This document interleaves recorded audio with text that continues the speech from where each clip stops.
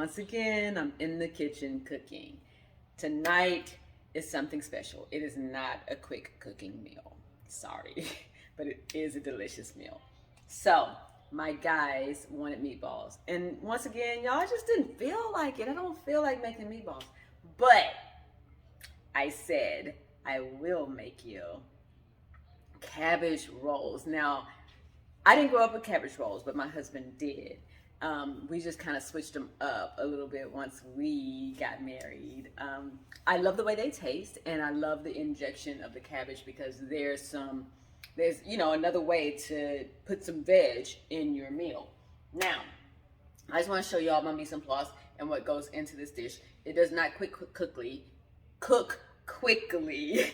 It takes about an hour to cook, but it's mostly hands off. So let's get into it. Let me show you what we're working with. I will be using 1 pound of ground beef, and I don't necessarily love to use the super lean ground beef because we need a little bit of fat in here because we're not adding any fat to the dish. I'm going to use 1 medium carrot, half an onion, and I just had this red onion left over from lunch today, so I'm going to use that. I had this bell pepper, this little bit of bell pepper left over from lunch today, so I'm going to use that. I'm kind of making it the same way that I make my meatballs with the extra veg in it. And then I have 2 medium-sized cloves, those are medium-sized, of garlic. And I'm adding 3 slices of jalapeno pepper because I prefer to use the actual ingredient than to use artificial, say, seasonings. Even though most of my seasonings come from the garden, I grind them. But normally you would buy that, you don't know what else is in it. So I just prefer to use the actual ingredient. And then I have my smoky seasoning, my salt and my pepper. And I'm gonna use about a tablespoon of each of those to start out with. I'm going to taste everything before I add the beef so that I know that the flavors are good. I have 1 egg, again, for a pound of ground meat, and a 1/4 cup of regular white rice. The tomatoes in the background, that's going to be for the sauce because these cabbage rolls are going to need to simmer in that tomato sauce. I have a combination of Roma tomatoes, cherry tomatoes, and little grape tomatoes. So you guys, the last time I made my sneaky veggie meatballs, I thought to myself, why am I working harder? I chop all my veg. I just don't even think about it. I just do it. But then I realized, hey, I can put all my veg right here into my little mini chopper. And then all I have to do is chop things up coarsely, throw them in there, and give it a whirl. So since this is just like my sneaky veggie meatballs, I'm going to do the same thing. I'm just going to throw everything into this little mini chopper. This is my favorite part, peeling the garlic. That one's already peeled, so that's not fun. But anyway, this is my favorite part. I'm just gonna throw all the veg and stuff into my little mini chopper, and that's gonna be super duper quick. And then when I put it into the bowl, all I have to do is mix it with my ground meat. If you don't do beef, you can do this with ground turkey. You could do it with ground pork. You could do it with ground chicken. You could do it with tofu. You could do it with your favorite veggie sausage or just whatever you love. So anyway, I'm just going to get going, chopping this up, and I'll be back in just a second.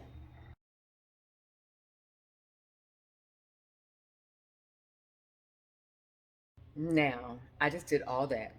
I just mixed all that veg and all those seasonings into my big mixing bowl.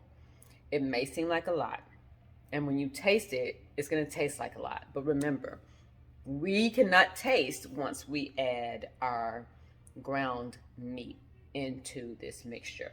What we can do is get it cooking and season after the fact once we have it cooking and once we start our sauce, our broth that's going to cook down with it. Other than that, can't really taste it. So it tastes like a lot, but trust me, it's not. It's going to be dead on. So let's keep it moving. All right, so I have my veg and my seasoning in my bowl. I'm just going to toss in my ground meat. Again, I'm using 85-15 or 80-20 ground beef because we want a little bit of fat in here. I only have a tiny bit of fat in the form of avocado oil in my pan. Avocado oil is very good for you, but it also has a very high smoke point. So that's what I'm using.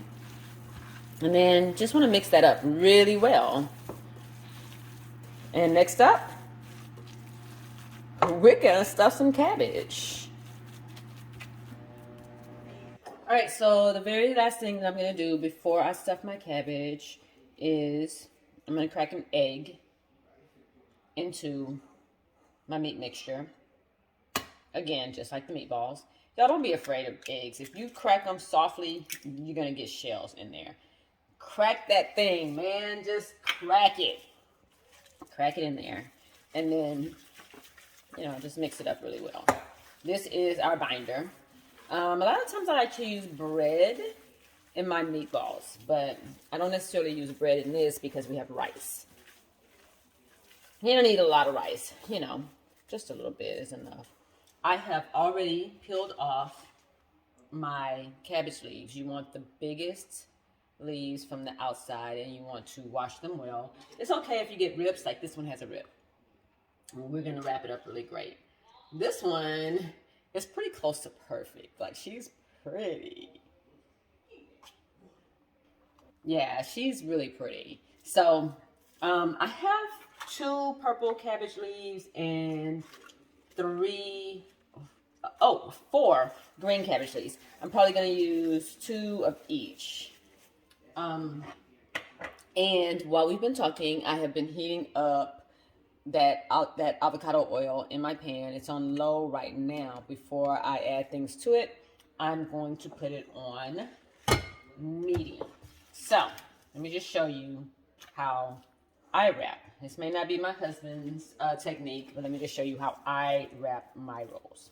So I take a handful, and we're not going to use all of this meat because the meat, once I stuff it, it doesn't need to be so big. And I can use the rest for meatballs later on. I'm going to show you one slowly, and then I'm going to do the rest in hyperlapse mode. So basically, you put the ball of meat, a handful size of meat in there. Fold the top over, not the end with the stem. Fold it over. Fold in the sides. And then roll it towards the stem end. See that? And then you put it into the pan with the stem end down because that side is going to take the longest to cook. All right, let's watch me do a whole bunch of them really quickly.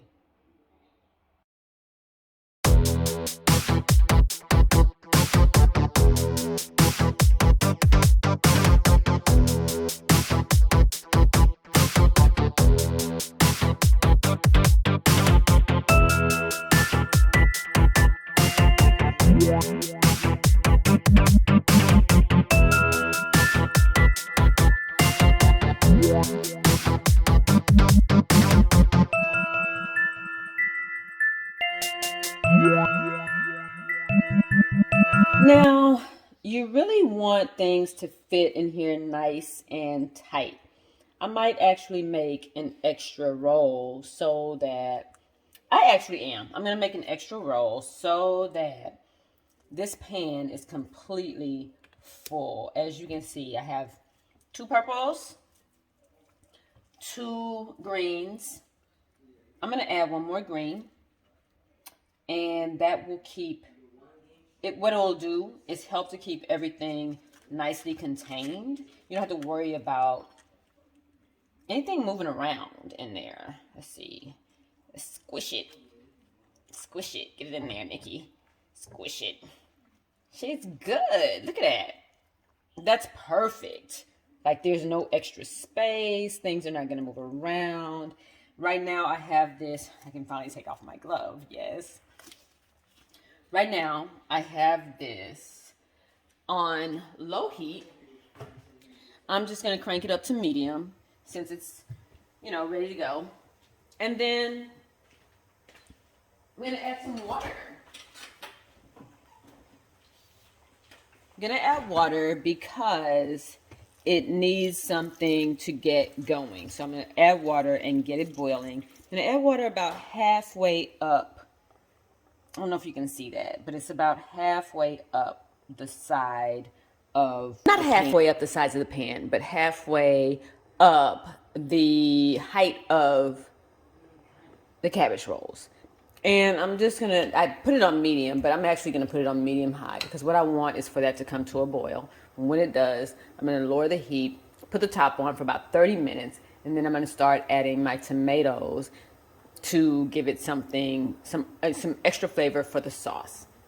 Come back for that. All right, y'all, so I went ahead and made that last little cabbage roll because it didn't make any sense to leave out that last one. So they're now all snug, super snug in my pot here. And then this is what I had left. And I'm just going to go ahead and pop those in the oven at 350 for about 20, 30 minutes. Because guess what? If we don't even eat them tonight, we can freeze them or we'll eat them for lunch tomorrow, have them on a po' boy or something. And now that these are boiling, I'm just going to turn down the heat to like medium low, pop the top on, and let it go while I bake these other ones. Same thing, 30 minutes or so. So it's been about, I don't know, 15 minutes or so.